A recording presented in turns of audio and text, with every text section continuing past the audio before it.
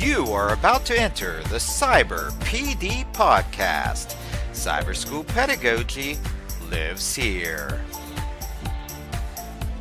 Hello and welcome to episode 16 of the Cyber PD podcast.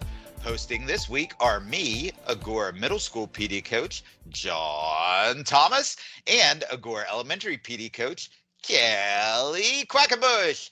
Kelly, why don't you tell our listeners a little about today's episode?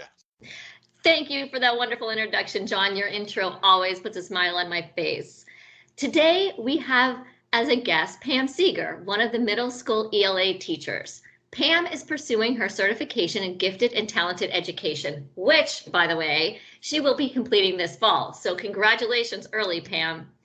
She is also on the board of the Pennsylvania Association for Gifted Education, or also known as PAGE. Today, she is joining us to discuss reaching advanced learners in the cyber school setting. Welcome to the show, Pam. Thank you so much. It's an honor to be here. I appreciate it. Thank you to both of you. Yeah, congratulations on getting on the board of PAGE. That's exciting news. It is very exciting. I was actually in shock, to be honest with you, because we went through the interview process and quite honestly, I am extremely green when it comes to gifted education, although my passion is like 15,000 different colors. But, you know, we had such a great time together. There were 10 people that were in the interview and all board members, and it just went beautifully. The myriad of personalities was infectious. It was wonderful. And now I have a new extended family at PAGE, and I'm just so excited to start. That's amazing. And you mentioned this passion that you have for advanced learners and gifted education. So what sparked that passion? So that's a great question, Kelly. Thank you so much for asking. Really, the main reason why I got into the whole passionate feeling about gifted education and students and talented students is because my daughter Emma was recognized as being gifted when she was 6 years old. So it really gave me the inclination to get out there and start working with students of ours who are advanced, who are talented, and who really want to, you know, kind of jump into the next level of enrichment and engagement. So a few years ago, I actually worked on an honors course and we had the best time. It was awesome. We had such a great class. We worked really well together. We had the best lessons. The engagement was so active. And that's really where I started to focus on having a student-centered classroom where the students actually become the teachers and I kind of back and I'm the guide. It really made that, you know, paramount and made me want to do that. And so I really attribute just kind of stepping in as a teacher and pushing myself to the next level, working with those group of students based on those advanced learners from years ago, you know, as well as the students that I have now. So this year I have actually 11 students who I definitely would say are advanced, even though they're not in the advanced learner program, they definitely are advanced, very high intellects, definitely have high engagement in the classroom. I love their passion, and that just ignites my energy and drive to want to work with them. All right, and we've probably all had students in our classroom who performed above average. Does that make them gifted? And if not, what is the definition of a gifted learner? Absolutely not. You can definitely have high intellects who are just, they really care about their education and they want to do well and they actually push themselves and they want to strive for excellence. You really have to work on it. That does not necessarily mean that they're gifted and talented. It just means that they are committed and they're academically inclined to do well. When you are a gifted and talented student, you are more well-rounded. So you actually have, you know, a tested higher IQ. And it could be in one subject area, it could be in all subject areas, but you have been identified and evaluated as a gifted and talented student in the state of Pennsylvania through proper testing with, you know, a licensed psychiatrist or psychologist. So, but that doesn't take away from the fact that we have advanced learners here who might not be gifted and talented. It's just that, you know, they're advanced, you know, so they still might need acceleration, they still might need enrichment, and they still love to learn and they love to think about their thinking. So then so what you're saying is some of those strategies that would be useful for somebody who's identified as gifted would also be useful to somebody who might not be identified as gifted, but show some of those traits. Absolutely. So the group of students that we have right now that are advanced, and they are in the advanced program with, the other students that are just like them, they definitely have the similar characteristics. Actually, gifted and talented students and advanced learners are very similar. The only difference I would say is that they haven't been formally identified or evaluated and recognized as gifted or talented students, but they're still high intellects, and they're still able to perform at similar levels because of their passion and drive that they have to succeed well in the classroom. So I think that there are commonalities that they have. Depends upon where they shine, and how we as teachers work with them and identifying their strengths and helping them to reach their goals. So it sounds like if someone who doesn't have availability to the paperwork of the actual which students were identified, if they walked into a classroom, they legitimately could not tell the difference, because the students, it seems, are all pretty much on the same level and showing the same academic performance. Really, I do believe that. I really do. I think first and foremost, it starts at home. So I think if you've got parents and guardians who are working really closely with these students, and they also recognize the attributes they have, they recognize them as being really high, academic achievers, whether their intellect has been recognized off the charts or not, they share in the same similarity that they love to learn. They love to think about their thinking. They love to push themselves to higher levels. So I think in that respect, there's such a close connection between the two. So even though we might not have or say gifted and talented at Agora, we definitely have advanced learners that are gifted and talented at Agora who really strive to do well. And those are definitely some of the strongest leaders that we have in the classroom. All right. Well, to some teachers, it might seem like a much easier job to teach advanced learners. I mean, they're going to get everything right away. No need to ever reteach, because they're just going to get it right away. If you give them a homework assignment to read this particular passage, they're going to read that passage, and they're going to look up corresponding passages. They might even go into the footnotes and look up some background information on it. So teaching gifted and talented students is the easiest job in the world and is a teacher's dream come true, correct? Absolutely not. It's my dream come true, yes. But I like to work with students who definitely are challenged in some capacities. That is one of the gravest misconceptions that are out there. And the reason why is because there is an assumption that's made that just because a student is advanced, just because a student has a high intellect and does well, they're always going to do well. And that is just, that's not the case. It is probably one of the more difficult jobs that a teacher could have working with advanced students. And the reason why is because, first of all, just like gifted and talented students, advanced students do have, emotional and psychological needs as well. So they really do, struggle at times. They struggle with perfectionism. They struggle with always having to have the right answer. They want things to come to them naturally. So sometimes they get really challenged and find it difficult to take risks, and they find it difficult to fail. They don't want to fail because they see themselves as students who should be performing at really high levels. And if they're not performing consistently at those really high levels, sometimes what they do is really hard on themselves. And that's where that whole emotional and psychological need comes into play. As teachers, what we need to do is we need to recognize that. We need to teach them that it's okay, first of all, to make mistakes. It's okay to fail. And, it's okay to have to start all over again. Perfectionism is something that you can strive for, but you have to be perfect in order to do something perfectly. And as we all know, we're not all perfect. So we are human, and we're going to err. And so just like with the gifted and talented students, advanced learners, they do fail. And we just need to teach them that it's okay, and that can be challenging, but that's one of the most beautiful jobs that we have, is to be able to work with these students, to cultivate them, to build their self-awareness and their self-confidence, to let them know, hey, okay, you may not have gotten that answer correct. What can we do? And also countering that, another thing that we have to remember is, sometimes they will succeed really well and they might get bored in the classroom. And if they're bored in the classroom, they can regress. And if they regress, that's just as bad, if not worse, than having an error and making a mistake because you're a perfectionist. We also have to recognize that and make sure that we are giving them the enrichment, giving them the curriculum that they need in order to do really well, to perform well, and to stay engaged so that, they stay successful in the classroom and want to continue to learn. So you're saying growth mindset might be important here.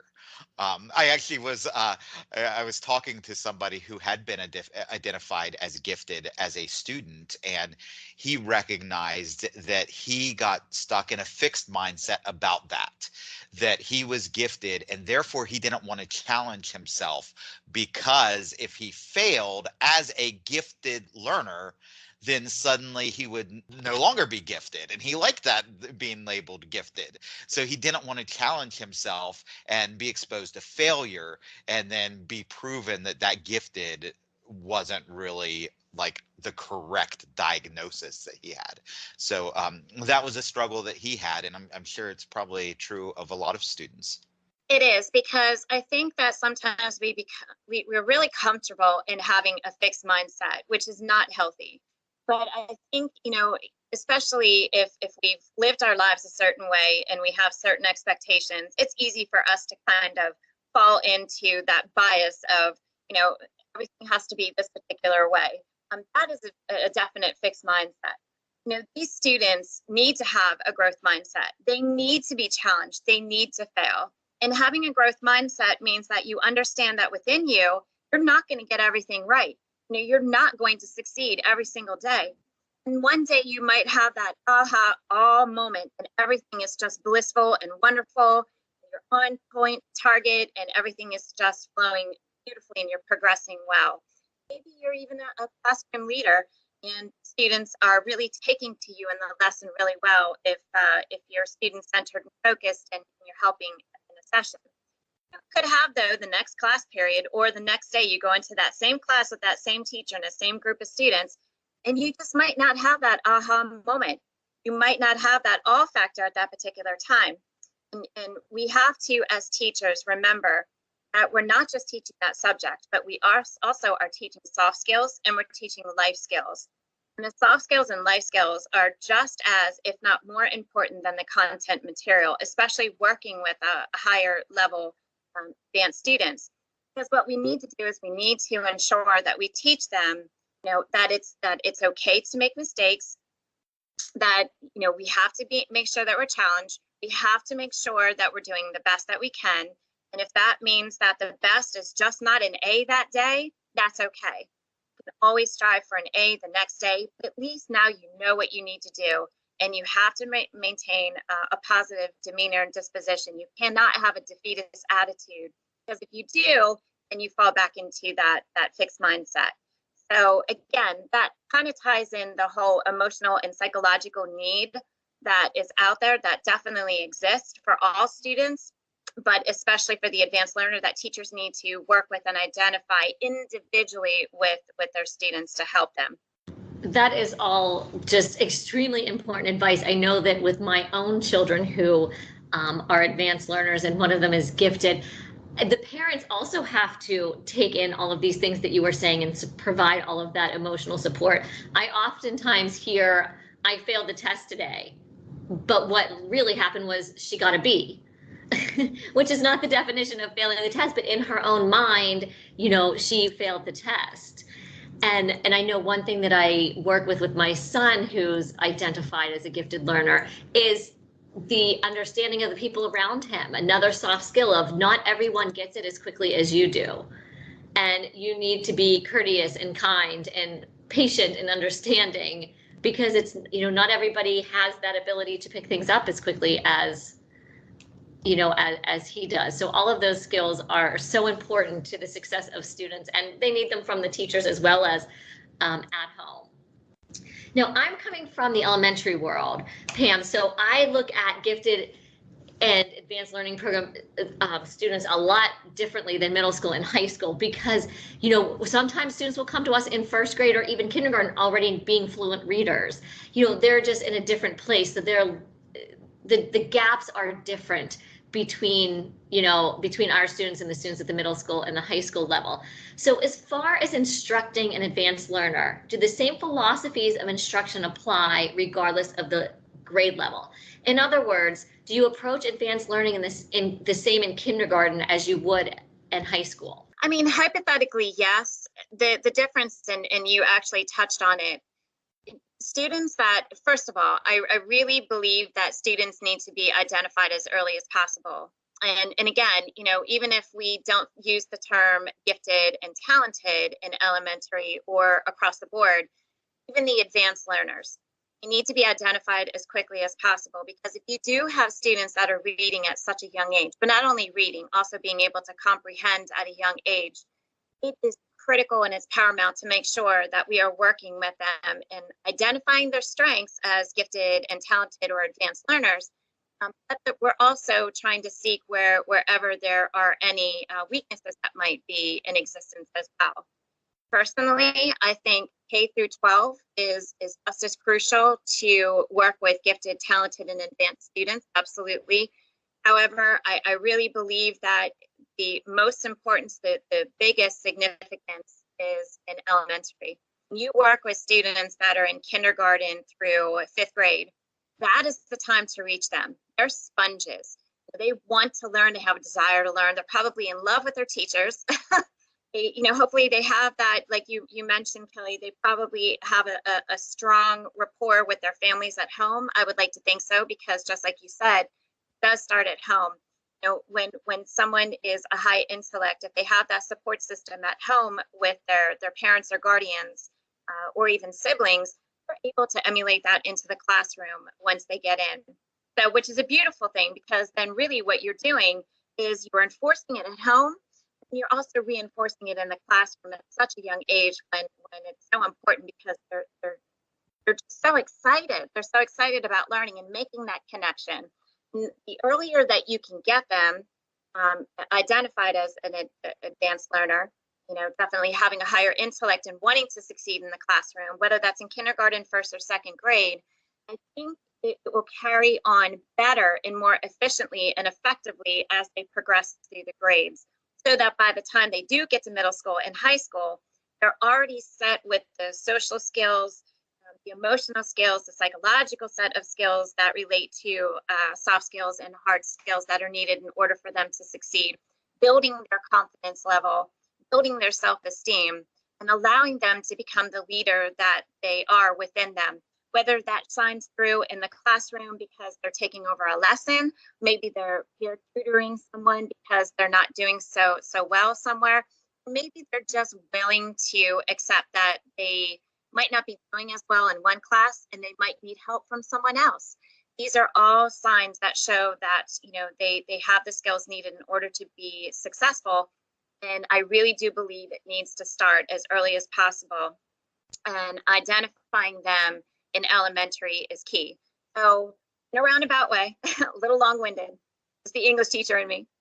But yes, it's similar across the board, K through 12, but I do feel that the foundation needs to be laid when students are young in elementary in order for them to be as successful as they possibly can be entering into middle and high school. Well, as John was saying earlier, the gifted education has to be the easiest job in the world. And I think you've just changed our minds, because you've just given us a lot of reasons why it is a very challenging but exciting job. And we know throughout our school, many teachers have gifted and talented and advanced learners in their classroom. So what are some suggestions you might have for these teachers? First of all, I really think that the advanced learners need to be grouped together. Sometimes we have pull-out programs, sometimes we have enrichment programs. Let's have classrooms where these students are working together. What I do think is very, very key, and again, this is going to start in elementary, is students being able to be with their similar peer group. That's not to say that being in an inclusive classroom does not work effectively. It can, However, studies have shown, research has shown that students do best when they work with like minds. So having, we have the advanced piloted program in elementary as well as middle school. And I think that's beautiful because that's where it starts. Again, that the focal point in elementary and then building it through middle school and then into high school, the progression is key to success. But I would say to any teacher who's working with these students, try to group them together. Try to give them project-based assignments and assessments where they're not just answering questions just to answer a question. Giving them a polling question in class is not going to enrich them. It's not going to accelerate them, and it is definitely not going to excite them and get them actively involved in the classroom. Asking continual question after question after question also, on the flip side, is not going to do that either. We need to be asking them purposeful questions that they can relate to, questions that make sense to the lesson. But obviously we have to ask them on higher, more rigorous, more metacognitive levels for them to really be able to dive deeply into text and show us, the teachers, that they understand the material. So I do believe that we need to make sure we're asking the right questions, we're asking enough questions. But again, I really do believe that the way that we position that should be quality over quantity. And I really believe that you need to try, and I know sometimes teachers don't like this as much because you do have to give up a little bit of control in the classroom. Having a student-centered classroom, especially for the advanced learners, is key to success.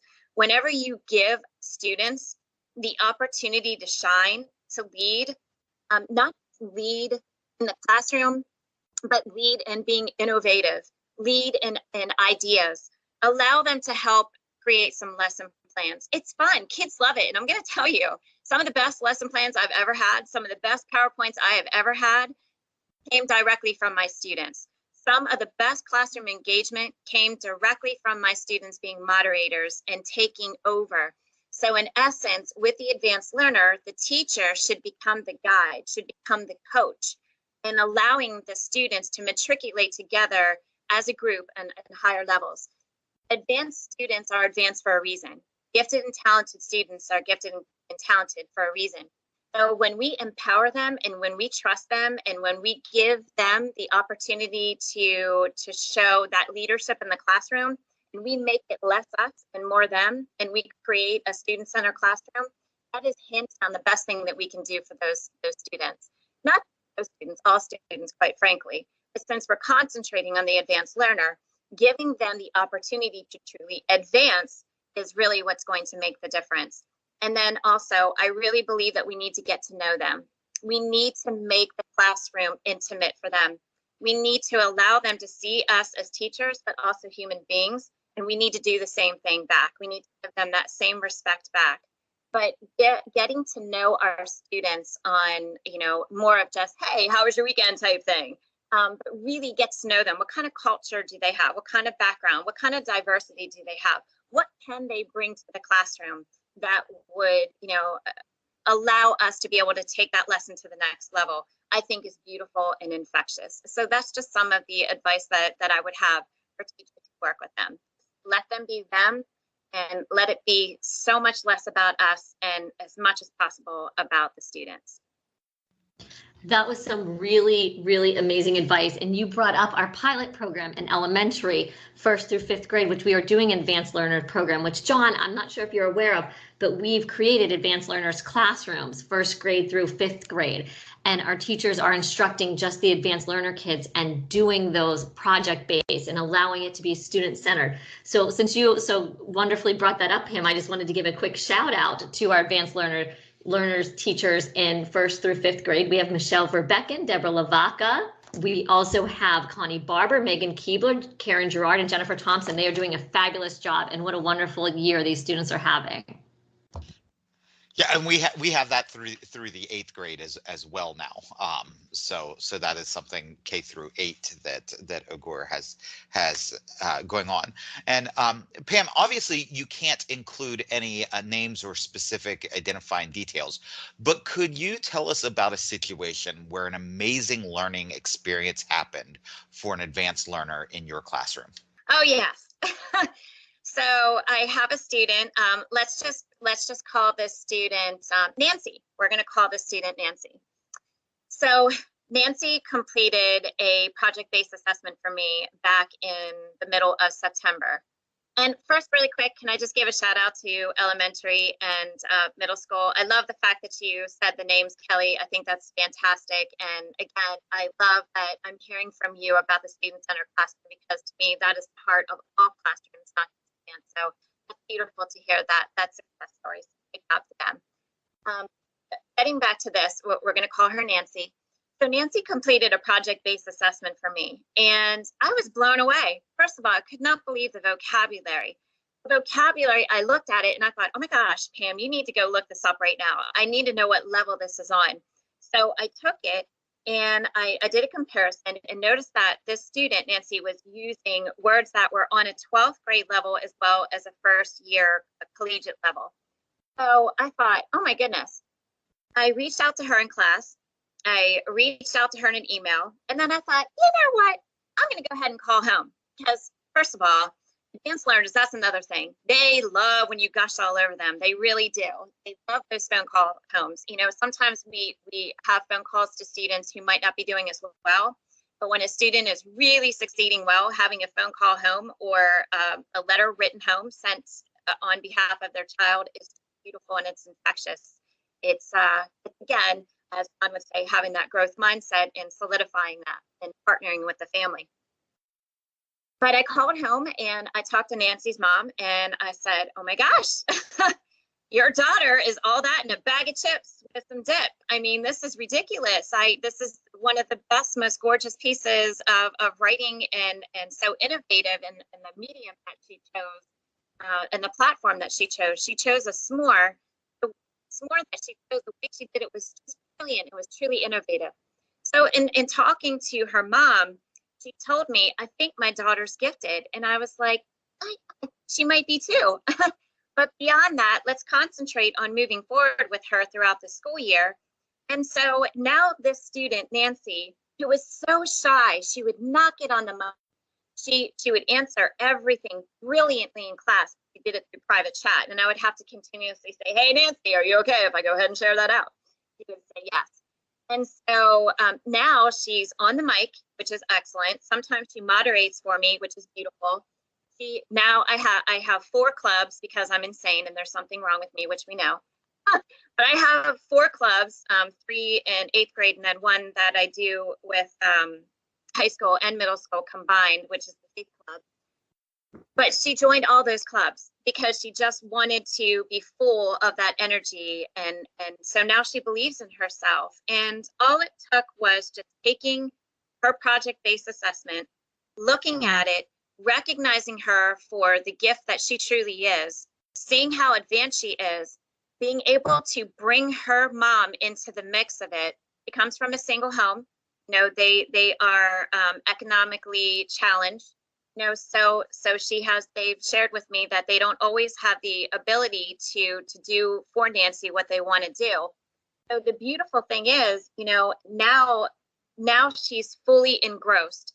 Now she believes in herself. Now she's got the confidence, and hopefully one day she will be able to take that excitement to push through her dreams to fruition and, you know, do what she set out in the world to do. And that is to wow us. Wow, Pam, I don't know any teacher that could be listening that didn't just get goosebumps listening to that story and just have that warm feeling of this is why we do what we do. Right there is the answer. That is a wonderful story. For those listeners that are very interested in this topic, do you have any book recommendations or anything for them to read to kind of grow their knowledge? As far as what books to get in order to learn more about gifted and talented education, working with gifted and talented students, or even advanced learners, anything that you can find that Jim Delisle wrote would be extremely beneficial. He has a lot of great books out there. When Gifted Kids Don't Have All the Answers is a fantastic book. The Teen Survival Guide, Smart, Sharp, and Ready for Almost Anything from Jim Delisle and G.D. Galbraith is fabulous. Another book that's really wonderful by Professor Robert Schultz is More Than a Test Score. Teens Talk About Being Gifted, Talented, or Otherwise Extraordinary is another fantastic book to read. One book that I am currently reading right now is called Habits of Mind, or Succeeding with the Habits of Mind. This is a fantastic book. This was written by James Anderson, and it really does help us not only as teachers, but also our students become stronger with using that growth mindset. Another really great book is Aiming for Excellence, Annotations to the NAGC. This is for pre-K through 12th grade, which is really great for Agora. And this was written by Carolyn Callahan. Two more books I would recommend. Another one is called Methods and Materials for Teaching the Gifted. This book can be a little bit more expensive, but if you get one that's in good shape, you can find it for around $33. This was written by Frances Carnes, who has a PhD, and Suzanne Bean, who also has a PhD. And then finally, one that can really center on the student-centered classroom in conjunction with working with advanced students, gifted and talented students, is called Role Reversal. And that is Achieving Uncommonly Excellent Results in the Student-Centered Classroom. And that is written by Mark Barnes. I also recommend going to PAGE. That is the Pennsylvania Association for Gifted Education's website. They have a resource link that you can click on, and there are tons of resources there.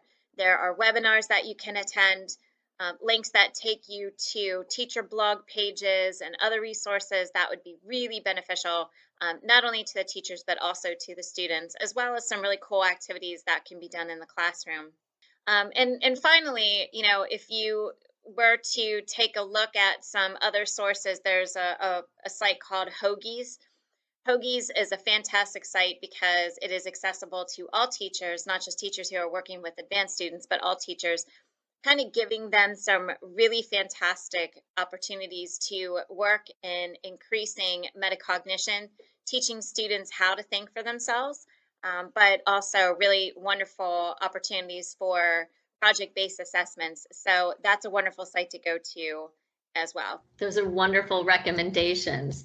And finally, any general advice you have for teachers working in our environment with advanced learners? You've already given us a lot. Any just last pieces you want to plug?